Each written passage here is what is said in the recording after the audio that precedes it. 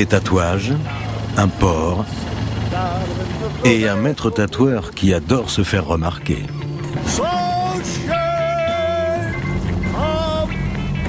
Ce qu'il aime surtout, c'est jouer avec ce genre de clichés. Henk Schiffmacher ne tatoue pas de marins, mais plutôt des rockstars, souvent aussi des femmes au foyer et des fonctionnaires. Il y a des gens à qui on fait peur. Ces gens-là pensent que tous les tatoués sont des pirates, des rockers ou des skinheads. Mais aujourd'hui, les contre-cultures sont un peu comme des tribus modernes avec leurs propres symboles et leurs propres tatouages. Nous sommes les nouveaux primitifs. L'homme tatoué, un sauvage des temps modernes. Ce que certains exhibent fièrement dérange encore les plus âgés. Pourtant, près de 30% des jeunes portent un tatouage aujourd'hui. Qu'est-ce qui les pousse à se faire instiller dans la peau une image qu'ils garderont toute leur vie? Est-ce encore de la provocation ou juste un culte narcissique du corps? Et quelle est la différence entre les tatous à la mode et les tatouages traditionnels dans d'autres cultures?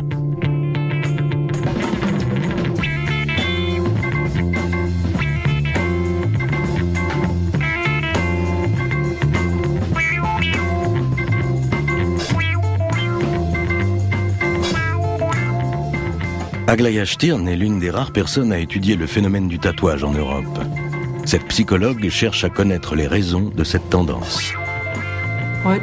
L'idée aujourd'hui, c'est de dire tu peux faire ce que tu veux de ton corps. Il est à toi. Tu peux te l'approprier comme bon te semble. Tu peux le modifier, que ce soit par la chirurgie plastique, le tatouage ou le piercing. Tu peux le former, le modeler à l'image de ton esprit, comme tu veux qu'il soit. S'il est impossible d'échapper à son corps, on peut au moins le transformer. Par exemple ici, à Hambourg, dans le plus ancien salon de tatouage d'Allemagne. Nadine rêve d'un tatouage depuis qu'elle a 16 ans. Mais jusqu'à présent, elle a reculé par peur d'avoir mal. Une appréhension qu'elle a réussi à surmonter à 23 ans. Mais qu'est-ce qui m'a pris? Ce qu'il a pris, elle le sait bien. C'est une façon de dire je t'aime.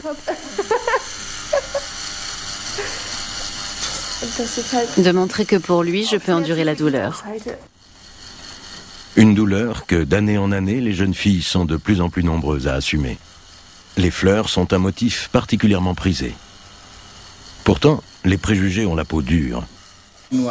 Il n'y a que les marginaux et les criminels qui sont tatoués. Ce cliché-là n'a toujours pas disparu. Dans certains corps de métier, on ne peut pas imaginer qu'il y ait des tatoués. Difficile d'imaginer Angela Merkel avec un tatouage, par exemple.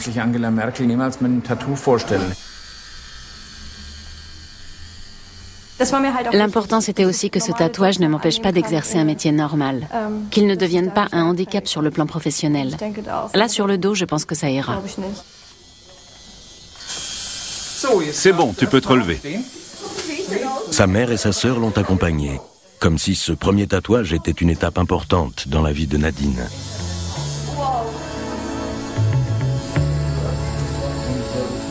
Super. Vraiment génial. J'ai constaté que le moment où les gens se font tatouer n'était pas anodin. C'est à une période précise de leur vie qu'ils se disent « Maintenant, c'est maintenant le bon moment pour me faire tatouer ». Et pour ce moment-là, certains viennent à Amsterdam. Il y a plusieurs années, Henk Schiffmacher a tatoué les Red Hot Chili Peppers et aussi Kurt Cobain. Depuis, son salon ne désemplit pas. Schiffmacher lui-même est une star. Cet infatigable voyageur est pour ainsi dire un chroniqueur de cette culture corporelle. Il connaît l'histoire du tatouage sur le bout des doigts, les techniques employées sur toute la planète et des milliers d'anecdotes sur les tatous. Il a publié plusieurs livres sur le tatouage et même une encyclopédie. Henk réalise un tatouage dans la tradition de l'île de Yap, dans le Pacifique. Le dos est une zone particulièrement douloureuse. Mais supporter une séance sans se plaindre est une question d'honneur. Selon Henk, beaucoup de clients rechercheraient même cette confrontation avec la douleur. Souvent, les gens se font tatouer à des périodes très instables de leur vie. À la puberté, pendant la crise de la quarantaine, ou quand ils perdent quelqu'un de cher.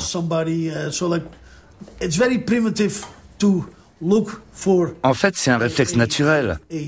On recherche la douleur physique pour se débarrasser de celle qui est dans notre tête. Morrison est la fille de Hank. Le tatouage qu'elle réalise aujourd'hui exprime la joie. Raida, sa cliente, veut avoir les prénoms de ses enfants dans la peau. Beaucoup plus macabre, certains clients demandent à ce que les cendres de leurs défunts soient mélangées à l'encre qui servira à les tatouer. La technique est plutôt simple. 2 électroaimants font monter et descendre les aiguilles dans l'épiderme jusqu'à 3500 fois par minute. Les aiguilles utilisées pour les contours, généralement assez fins, ne sont pas les mêmes que celles employées pour le remplissage des surfaces. Ça, c'est mon liner. Et ça, c'est le porte-aiguille. Au bout de cette tige, il y a un faisceau de petites aiguilles rondes. Il peut y en avoir 3, 5, 7, 8 ou 9. Pour les ombres et les couleurs, j'utilise une autre sorte d'aiguille, des aiguilles plates, par faisceau de 7 à 9. Les aiguilles sont régulièrement plongées dans l'encre avant de piquer la peau. L'homme que Hank est en train de tatouer est un rocker qui vit à Amsterdam. Le logo de son dernier CD va bientôt orner son bras. Beaucoup de gens viennent avec leurs propres dessins, mais les motifs traditionnels, du tatouage de marin aux différents styles ethniques, ont toujours la cote. Les styles que l'on voit le plus souvent sont aussi les plus importants. Là, c'est ce qu'on appelle le style oriental, le tatouage à la japonaise. Le dragon, la geisha, c'est le style oriental. Et regardez un peu le décolleté de la belle Sabina. Ce sont des mots d'amour dans le style Chicano, le style East LA. C'est un style qui vient des prisons, où les détenus faisaient leurs tatouages avec des lignes très fines. Danny, qu'est-ce que tu as d'autre à nous montrer? Il y a le style old school. Oui, la vieille école. On en a un bon exemple. Ces grosses roses que porte Sabina. C'est ce qu'on appelle le style old school. Sur son bras, vous avez ce qu'on appelle le new style tattoo. Ça ressemble beaucoup au old style, mais plus ornementé, plus de couleurs et plus de détails. Il n'y a pas autant de détails dans la old school. Et voici le style copte là. C'est Jean le Baptiste. Ce motif vient d'une gravure sur bois. C'est comme ça qu'il tatouait en Terre Sainte vers le XIIIe, XIVe siècle. Et puis, bien sûr, il y a toutes les variantes du style tribal. Il y a le style du sud-ouest. Le style tahitien. Maori. Qu'est-ce qu'on a d'autre? Ça, c'est le style des îles Marquises. Et ça, c'est un vrai tatouage de pèlerin. On a le droit de le porter uniquement si on est allé à Saint-Jacques-de-Compostelle. Moi, j'ai fait 675 km à pied pour le mériter.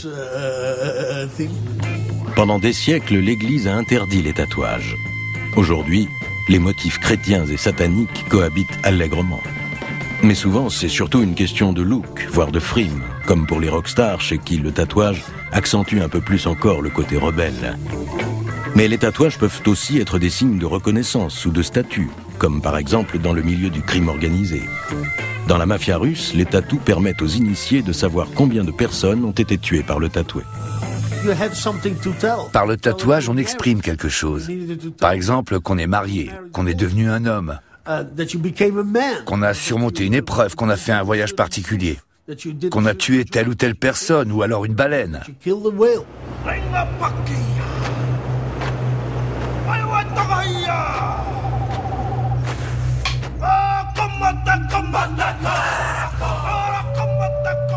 Des expressions féroces, le haka, des tatouages sur le visage. Les Maoris de Nouvelle-Zélande redécouvrent leurs anciennes coutumes. Les moko, les tatouages faciaux, permettent à ceux qui les portent d'affirmer leur identité sociale au sein de leur tribu. Je suis Araï, et ma lignée remonte directement aux dieux. Je suis attaché à la terre. Chez nous, on dit « je suis sur la Vénois ». Je suis Matikiti, ça veut dire spirituel. C'est moi qui suis autorisé à parler au nom de ma famille et ma tribu.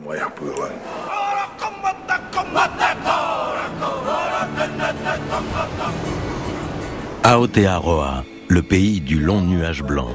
C'est ainsi que les Maoris, les tout premiers habitants de Polynésie, appelaient la Nouvelle-Zélande. Araï est l'un des plus célèbres maîtres tatoueurs du pays. Il vit avec sa famille dans la forêt équatoriale qui borde la plage de Carré-Carré.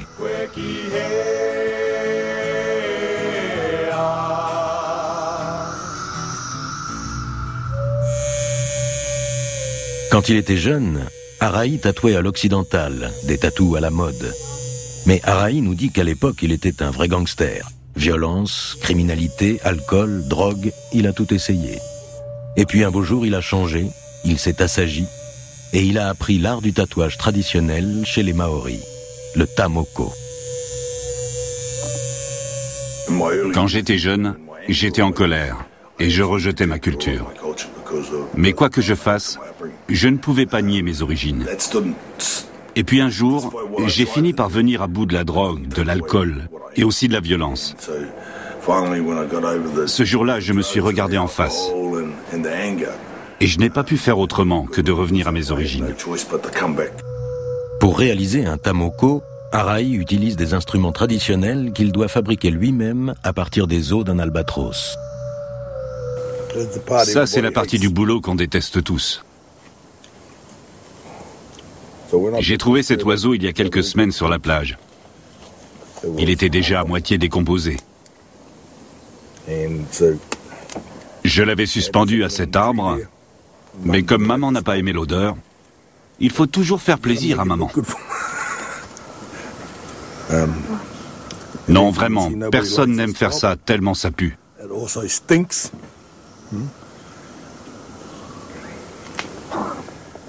Mais c'est le matériau dont j'ai besoin. Ça, c'est l'os situé sur l'aile d'un albatros. Et je pense qu'il va falloir le laisser reposer encore 2 mois. Araï a dû tout apprendre lui-même, la fabrication des instruments, la technique de tatouage, car pendant 2 générations, plus aucun Maori ou presque n'a porté de moko. Même les parents et les grands-parents d'Araï ne voulaient pas en entendre parler. Après la venue des Blancs, nous sommes devenus chrétiens et nous avons vécu à l'occidental. Ce sont les anciens eux-mêmes qui nous ont poussés dans cette voie. Et je crois qu'à l'époque, ils n'ont pas réalisé à quel point nous allions nous éloigner de nous-mêmes. Aujourd'hui, c'est à nous de faire revivre notre culture, tout en continuant à évoluer avec notre temps. Le sort des Maoris a été scellé ici, dans la baie de Waitangi, en 1840. Cette année-là, les chefs Maoris signaient un traité par lequel la Nouvelle-Zélande devenait une colonie britannique. Les Maoris recevaient des terres et avaient désormais les droits de tout citoyen britannique, mais l'accord signait le déclin de leur culture, de leur langue, et leur tatouage était interdit pour longtemps. C'est ici que vit Paitangi, l'une des rares femmes Maoris à porter un tatouage facial. Elle l'a fait faire il n'y a pas très longtemps. C'est son tout premier tatouage. It all came about when my partner died, basically. Ça s'est passé juste après le décès de mon compagnon, qui était un artiste moko. Le lendemain de son enterrement, des membres de sa tribu sont venus me voir. Ils m'ont demandé de porter un moko au visage. Un tatouage en mémoire du défunt. Pour Paitangi, c'est surtout un honneur. Elle accepte ainsi de porter éternellement ses origines sur son visage. Comme le veut la tradition pour les femmes maoris, Paitangi porte un moko au menton.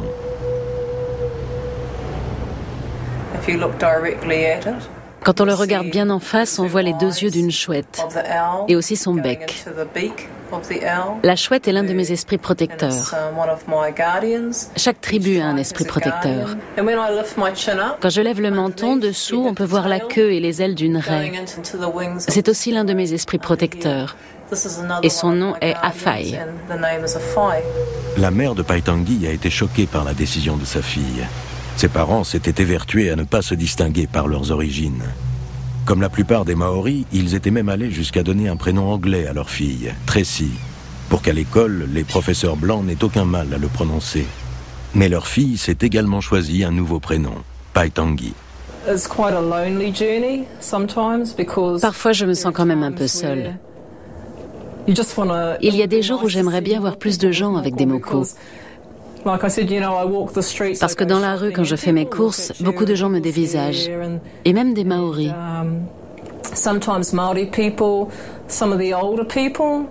Mais chez certaines personnes âgées, c'est parce que mon moko leur rappelle ce que portaient leurs grands-parents ou leurs arrière-grands-parents. Ils sont très émus. Certaines personnes pleurent quand elles me voient. Elles veulent toucher mon visage et mes lèvres. Elles me demandent « Est-ce que je peux toucher ton menton ?» C'est très émouvant.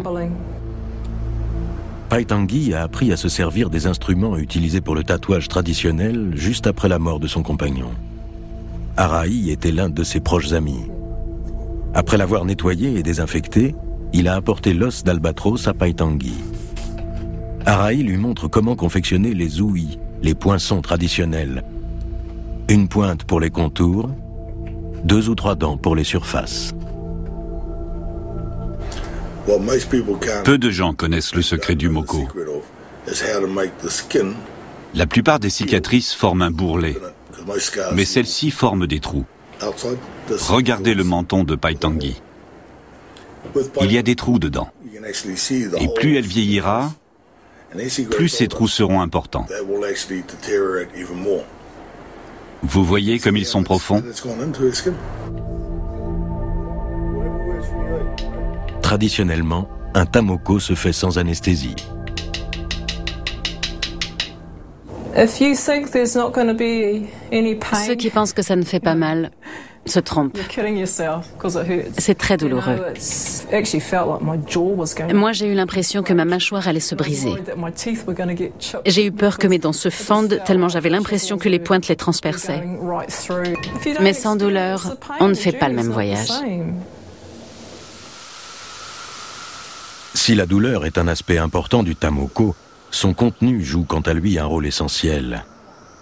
Arahi veut montrer à sa fille Cheyenne que la forêt tropicale de Nouvelle-Zélande abrite tous les motifs significatifs du moko. Pour Arahi, ces signes sont la langue élémentaire des Maoris.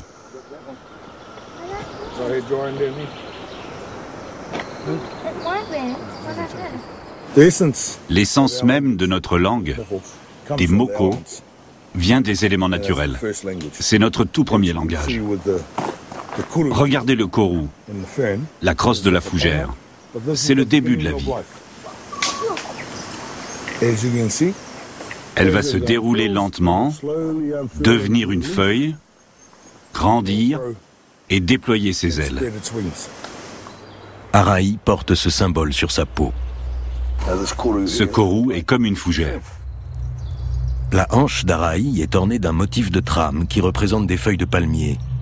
Ce tatouage indique que sa femme maîtrise l'art du tissage. Mais les motifs peuvent avoir une signification différente d'une tribu à l'autre. Tatoué sur son cou, ses dents de requin doivent protéger Arahi lorsqu'il nage dans la mer. Et la croix sur la jambe lui rappelle sa mère, qui était une chrétienne très pieuse.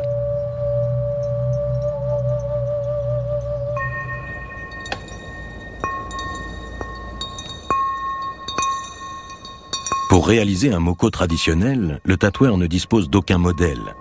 Paitangi dessine à main levée le motif qui va orner la peau de son gendre. Aaron et sa fille Kaira ont perdu un enfant en bas âge. Ce moko lui sera dédié.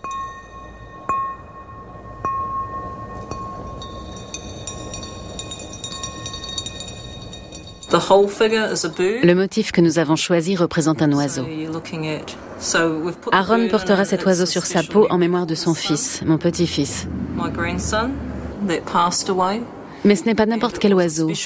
C'est un kotoku, un héron blanc. Il symbolise les gens qui ne font qu'un bref passage dans nos vies, un passage d'autant plus précieux, comme un cadeau. Il est venu dans nos vies et il nous a quittés très vite.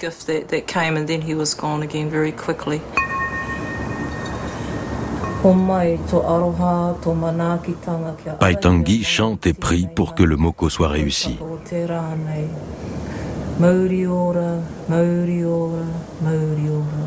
Mau e whakamana kia maua kia tina, hui e tae ki e.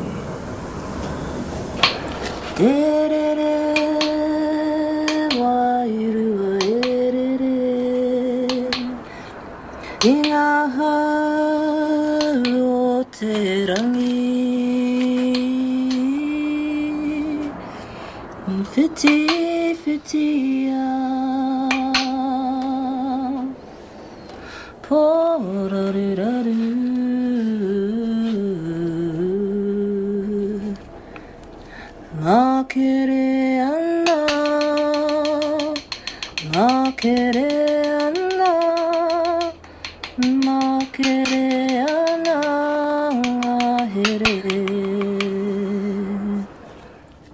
bout de 3 heures, la séance du jour est terminée. Le tatouage est à moitié fini. Aaron est un peu sonné. Merci.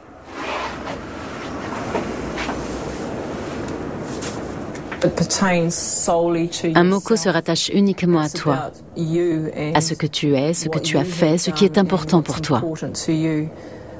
Si tu le portes comme un ornement à la mode, tôt ou tard il sera dépassé. Dans une vingtaine d'années, les roses ou ce genre de motifs seront démodés, tandis que ton histoire restera toujours ton histoire. Ta famille que tu portes sur ta peau dans la langue du moko ne sera jamais passée de mode, car c'est une partie de toi-même.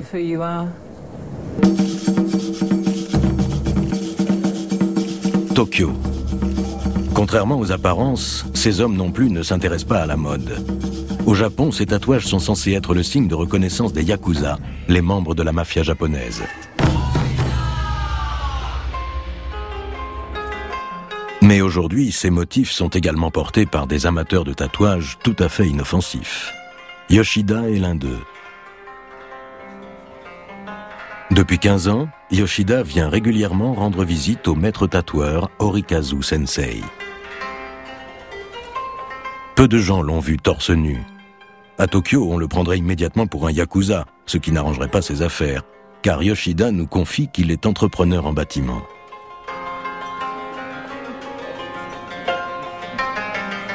L'art du tatouage a longtemps été interdit au Japon en raison de sa connotation criminelle. Au Japon, à l'origine, le tatouage renseignait sur les peines infligées à un criminel. Par exemple, 2 lignes tatouées sur l'avant-bras représentaient une incarcération. Si le tatouage intégral devient à la mode au début du 19e siècle, c'est aussi parce que les anciens détenus cherchaient à recouvrir les marques qui trahissaient leur passé. Mais quelle est donc l'histoire des hommes qui posent dans ce studio ? Le maître tatoueur nous dit qu'il vaut mieux ne pas le leur demander. Reste que tous ces messieurs sont arrivés dans des Mercedes noires et qu'ils portaient des costumes taillés sur mesure. Le photographe tchèque Martin Ladik est probablement le seul à pouvoir immortaliser autant d'illustres tatoués. Au début, ça n'a pas été facile de les approcher et de les photographier. Mais aujourd'hui, ils m'ont pour ainsi dire accepté, notamment parce que j'ai un bon contact avec le maître tatoueur, à qui j'ai demandé d'amener ses clients dans mon studio.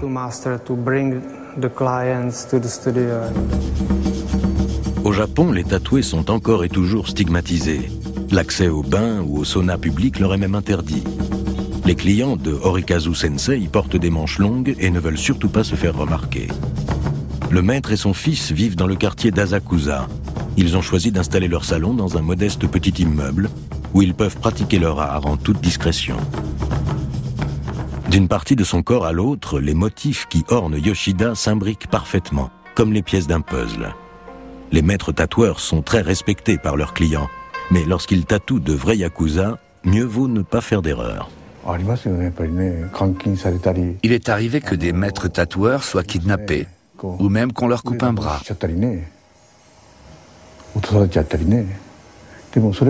Parce qu'ils s'étaient trompés, comme s'ils avaient mal cousu un kimono. Et le dessin destiné au bras gauche se retrouvait tatoué sur le bras droit. C'est arrivé. Les instruments doivent être parfaits. Nulle part ailleurs, les aiguilles ne sont aussi fines qu'au Japon. Grâce à elles, le maître peut piquer les lignes les plus délicates, les ombrages les plus subtils. Chez Yoshida, seuls les endroits les plus sensibles ne sont pas recouverts d'encre. Horikazu Sensei ne perd jamais de vue l'ensemble de son œuvre. Là, il s'agit d'un tatouage peuplé de créatures marines. Je lui ai proposé ce dessin. Il s'agit du roi des mers, il est entouré de coquillages. Le maître travaille sans modèle. Bon nombre de motifs sont inspirés du Suikoden, un roman chinois racontant les aventures d'une bande de brigands redresseurs de tort.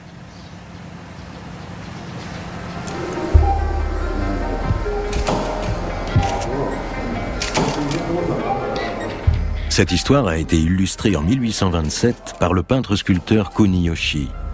Ces images ont fait la célébrité de leur auteur et depuis elles servent de modèle à de nombreux tatouages.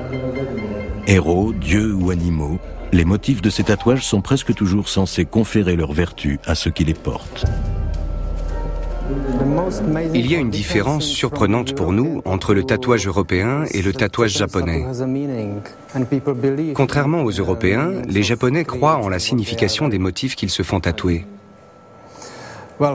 Si par exemple, ils portent un dragon, ils croient que ce dragon les protégera. Si c'est une carpe koi qui remonte un fleuve, alors ils croient qu'ils auront du succès dans la vie. Et dans certains milieux, les tatouages servent à se reconnaître.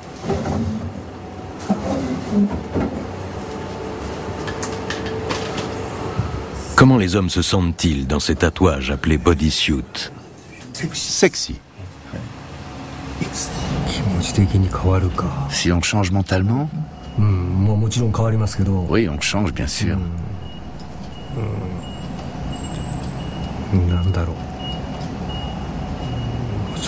Mais c'est difficile de répondre. Je me sens plus tranquille, peut-être. Je ne les montre pas à n'importe qui, seulement à la personne que j'aime. Quand je les montre, nos relations deviennent plus intimes et plus intenses, sur différents plans, beaucoup plus qu'avec les autres gens.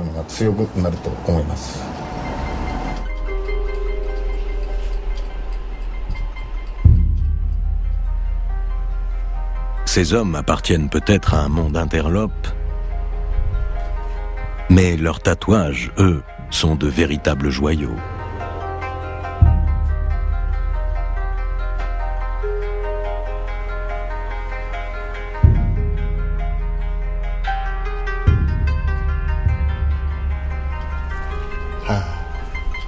La peau isole l'intérieur de l'homme du monde extérieur.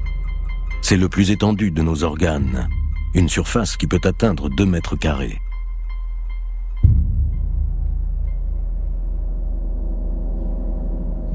Qu'ils soient traditionnels ou modernes, tous les tatouages ont un point commun, leur pérennité. Parce que les pigments sont insérés entre l'épiderme et le derme, les motifs dessinés et les messages qu'ils véhiculent ne s'effaceront jamais. Depuis des millénaires, cette permanence fascine les hommes un peu partout dans le monde.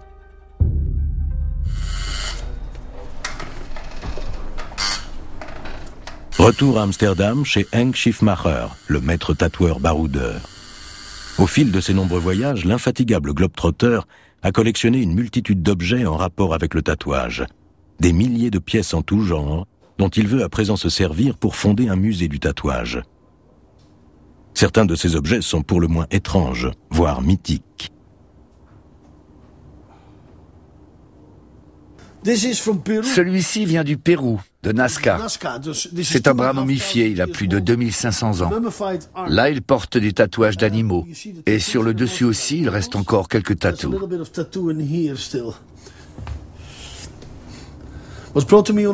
C'est un gars en Harley Davidson qui me l'a apporté dans un panier à pain, en pleine nuit.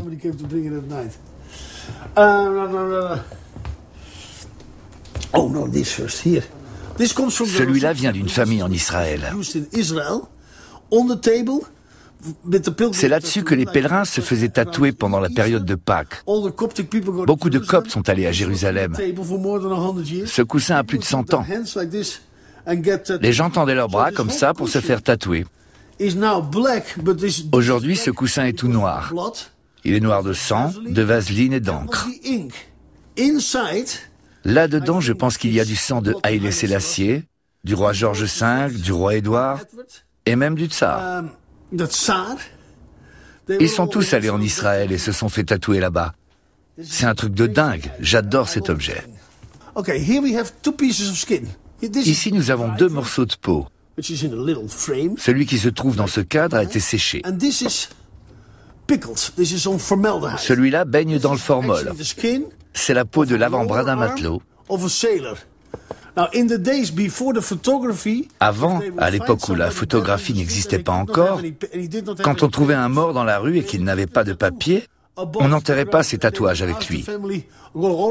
Ça permettait plus tard à sa famille de l'identifier.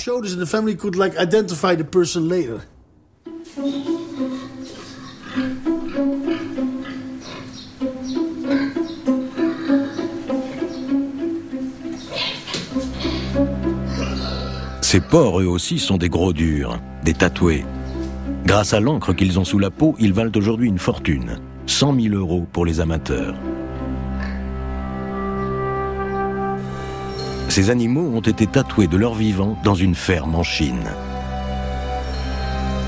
Mais est-ce de l'art ou du cochon?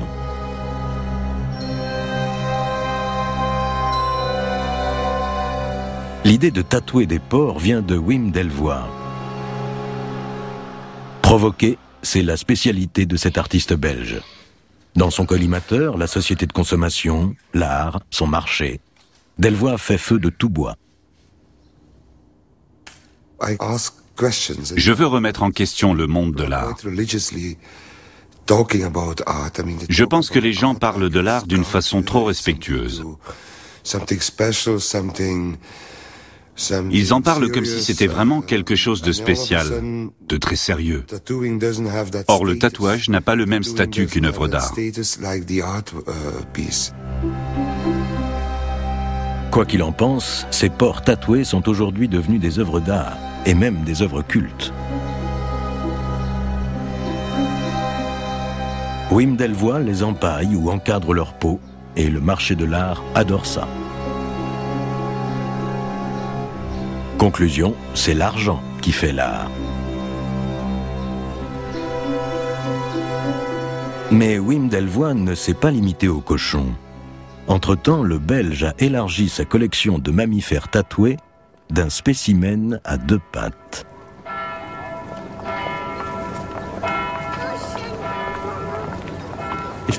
Je suis le support d'une œuvre d'art. Mais quand je suis habillé, personne ne s'en doute, et ce n'est pas pour me déplaire. Ce n'est pas inscrit sur mon visage, mais dès que les gens voient mon dos dans son intégralité, alors la plupart comprennent de quoi il s'agit. Et c'est parfois un peu pesant de ne jamais pouvoir m'en défaire. Au départ, pourtant, rien ne prédestinait Tim Steiner à devenir une œuvre d'art ambulante. En 2006, parce qu'il connaît bien le milieu du tatouage à Zurich, il avait été chargé de trouver un volontaire pour un projet artistique insolite lancé par Wim Delvoye. Mais le jeune homme a été si enthousiasmé par le concept qu'il a décidé de mettre son propre corps à la disposition de l'artiste.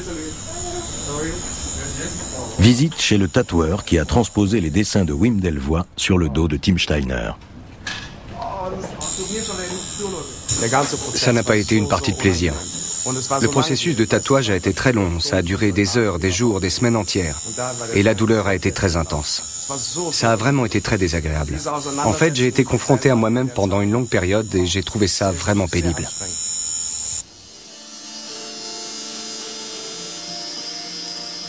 Le tatouage imaginé par Wim Delvoye devait recouvrir tout le dos de Tim. Le jeune homme a donc passé des dizaines d'heures dans le salon de Matt Power.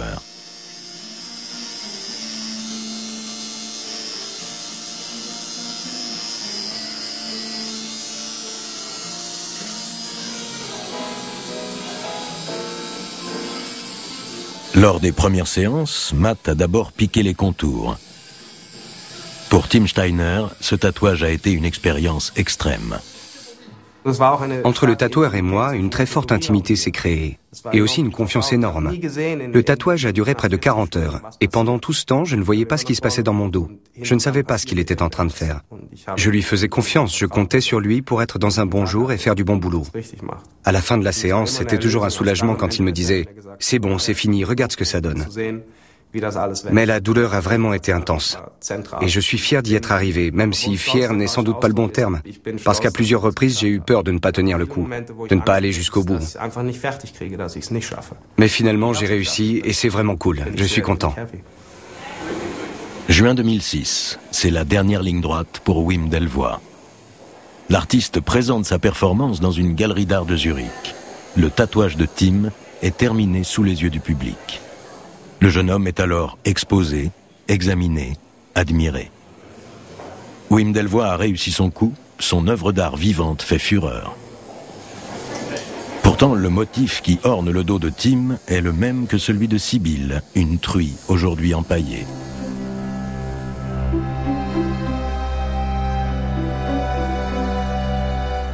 L'œuvre d'art qu'il porte sur le dos est baptisée comme lui, Tim. Il a alors 31 ans. Et à compter de ce moment, sa vie change radicalement.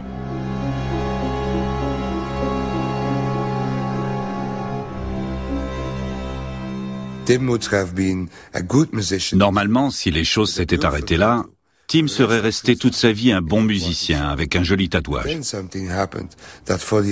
Mais il s'est passé quelque chose qui a fait de lui une œuvre d'art. Et c'est ça qui est intéressant. Ce n'est pas moi qui ai fait de Tim une œuvre d'art, mais le marché. Car Tim a été vendu par son amie Stéphanie. À l'époque, la jeune femme travaille à la galerie d'art qui participe au projet, et c'est elle qui trouve l'acheteur, un collectionneur allemand. Un contrat en bonne et due forme règle les formalités de la transaction, et aussi son prix, 150 000 €, une somme que se partagent la galerie d'art et Wim Delvoye.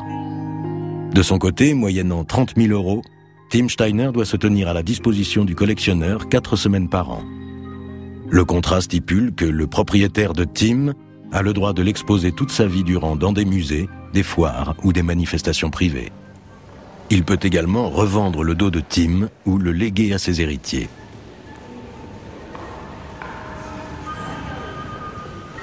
Lorsqu'il est exposé dans des musées, Tim doit rester assis face à un mur pendant des heures et se laisser examiner. Dans ces moments-là, grâce à son tatouage, il devient réellement une œuvre d'art et peut-être enfin ce qu'il a toujours rêvé d'être. Ce travail m'a ouvert des portes. Depuis tout jeune, je suis fasciné par le monde de l'art, par ses audaces. Mais avant, je n'avais même pas un pied dedans. J'admirais les œuvres exposées dans les musées et les galeries, et c'est tout. Ce travail, et notamment la galerie et Stéphanie, m'ont donné la possibilité d'entrer dans le monde de l'art. Aujourd'hui, je ne suis pas juste Tim de Zurich, mon existence même a un sens. L'œuvre d'art perdurera au-delà de la mort de Tim, car même après son décès, le tatouage appartiendra à l'acheteur. Un dermatologue sera alors chargé de le prélever sur son dos. Tim sera donc écorché et son tatouage tendu dans un cadre. Il s'y est engagé par testament.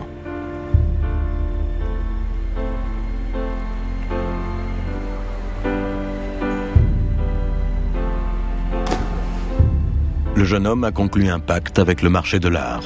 Un pacte que certains qualifieraient de macabre. Dans ce travail, la mort est un élément omniprésent, permanent. J'ai la mort dans le dos, et pour beaucoup c'est excessif parce qu'il n'y a plus de différence entre l'art et la réalité. L'art devient la réalité. Sa famille a promis de ne pas s'opposer au testament. J'avais déjà vu les porcs tatoués de Wim Delvoye et j'avais trouvé ça fascinant. Et puis Tim m'a dit qu'il allait se faire tatouer, devenir une œuvre d'art ambulante. Et qu'après sa mort, la peau de son dos serait prélevée, encadrée et accrochée à un mur. Que voulez-vous que je réponde à ça?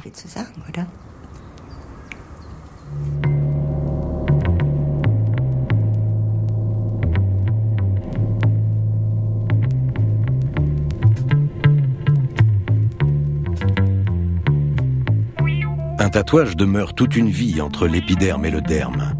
Mais au cours de cette vie-là, l'homme change, et peut-être aussi la vision qu'il a de lui-même.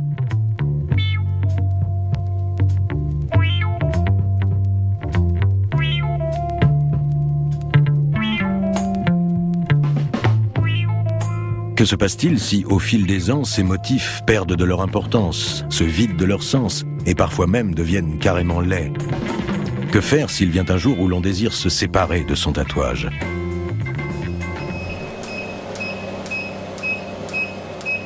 Pour se débarrasser de leur tatou, certains choisissent de passer par la case laser.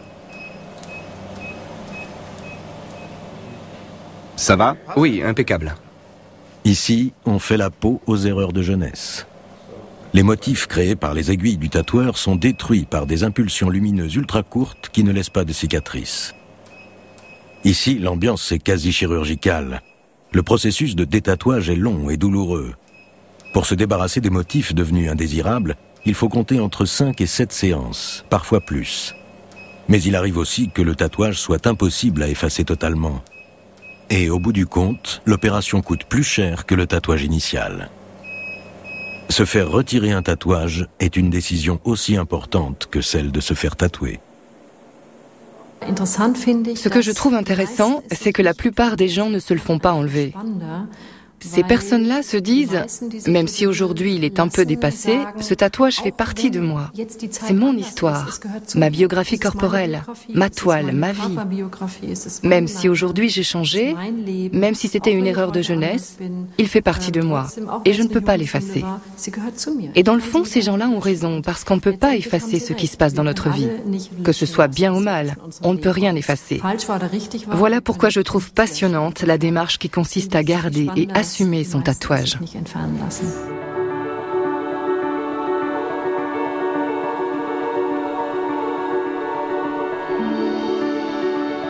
Demain, une toute autre tradition nous attend, celle du dirndl. Une drôle de petite robe bavaroise.